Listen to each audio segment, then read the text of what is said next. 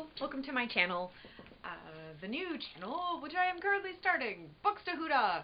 It is a word that I have found upon looking it up is actually a town in Germany, maybe a city, but that is not what Bookstahooda means to me. It is a rather silly word that my dad says whenever somebody mentions books, and we've all started doing that, everybody in my family. And so it was the perfect name for this channel because this will be all about books. Bookstahooda! I think I've altered the spelling as well. I think it's Buxtahooda, but I am spelling it Bookstahooda. Anyway, what I would like to do today is a segment I want to call Recent Reads, where I talk about what I've read recently. I mentioned the title.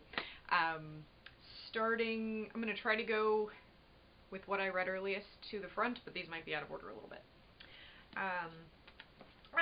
2 books by Zadie Smith. I was supposed to have read this last year for a seminar in post-colonial literature. I read about this much of it last year, and finished it finally for my course in all about Zadie Smith. I highly recommend it. It's all about London, which is a place that I miss. I've been there once, and I wish I could go back almost every day. Second book, I read it when I was supposed to! The Autograph Man, also by Zadie Smith. Her second novel, I don't really recommend this one. But I still have post-it notes. Parts of it were good, but it's not, like, overall, just not sure there was a point. Moving along.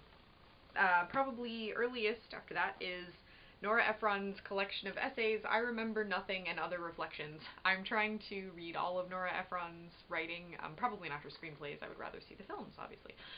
But she is just hilarious.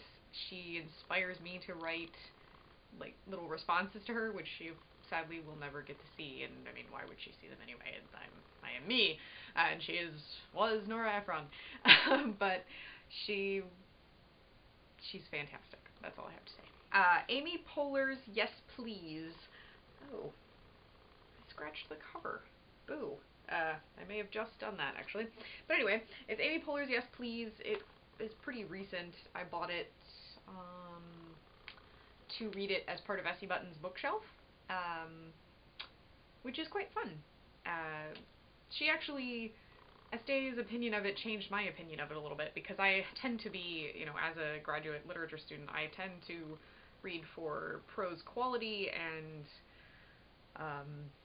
my field of study is Victorian literature, so I'm a prude.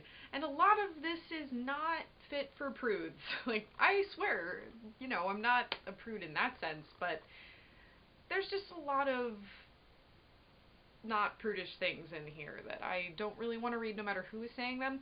So Estée helped me see past that and see more to the general themes and lessons that you can learn, or, you know, thoughts to live by, and those actually are pretty great. So I might read this again with that in mind, and I'm sure I will enjoy it more the second time. Also, she's still, like, Amy Poehler is hilarious no matter the media. So I do recommend, and it's a pretty beautiful book. I mean, it's got, like, you know, I love the pages, there's photos, I love these huge chapter titles, I guess that's what they are. Moving along, the next book from Essie Button's bookshelf, which I finished a couple days ago, is Wild by Cheryl Strayed, and it was very good. Again, as a literature major, there were a few things that I was a little iffy about, which, Cheryl talks about things in her life, and then she seems to think that the readers have forgotten and reminds them of these events quite frequently, and I'm like, I read that, you know, 40 pages ago. I remember that. You don't need to keep telling me this. But she kind of paced the information that she gave you about her previous life in increments, so that made sense, I guess. It was just a strange choice. Had I edited it, I'm not sure I would have left it that way. Who am I to argue with a New York Times bestseller, but that's just my opinion. It was an odd experience, but the journey that she took is amazing. I loved reading that. I love the nature descriptions, and it was perfectly timed because it's finally getting warm where I live in Ohio. We had our first like sunny day a couple days ago, and I took a walk, and I didn't freeze, and it was lovely. So I am not going to be hiking for 3 months, but I will, you know, take a 20-minute walk in the park. Highly recommend. One that I'm on the fence about. This is the second Don DeLillo book I've read. It's called End Zone. I'm reading this for my Cold War seminar class that I'm in. I think DeLillo, he writes beautifully, and they're just not my kind of stories, you know? I read Victorian literature for fun.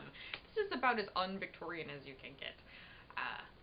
So, it's all about football and the Cold War, and that's just not really my thing. But I do appreciate his mastery of language, and I spend a lot of time looking up new words. Let's see, for example, hyperatavistic. Atavism is a recurrence in an organism of trait typical of an ancestral form. Never have known that word otherwise. The other book that I read before is White Noise. I think I liked that one more, just because it was a little more applicable to me, as it was about a college professor. And the last book that I've got, last physical book anyway, is Well-Read Women. Sana from Books and Quills talked about this, and I really was interested. Got a used copy, and it's really beautiful. It's pictures, I mean, it's drawings of literary heroines and a very famous quote from their originating source.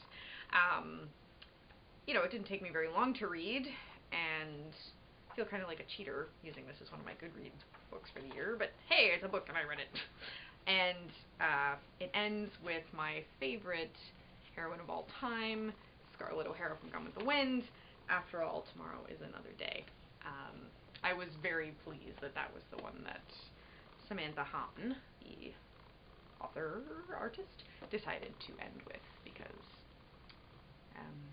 kind of a phrase that I live by. And one more book I forgot I read on Kindle. It's called Maybe I Should Drink More by Stephanie something. Let me see real quick. Stephanie Sparer. It was quite funny. It's a collection of essays about boyfriends that she's had and things like that. I think it was $3 on Kindle. It was a good read, you know, to lighten up the seminar reading. I enjoyed it, and I did laugh out loud quite a bit. So that's my first what I've read recently, or recent reads. Thank you for watching. Bookstahooda!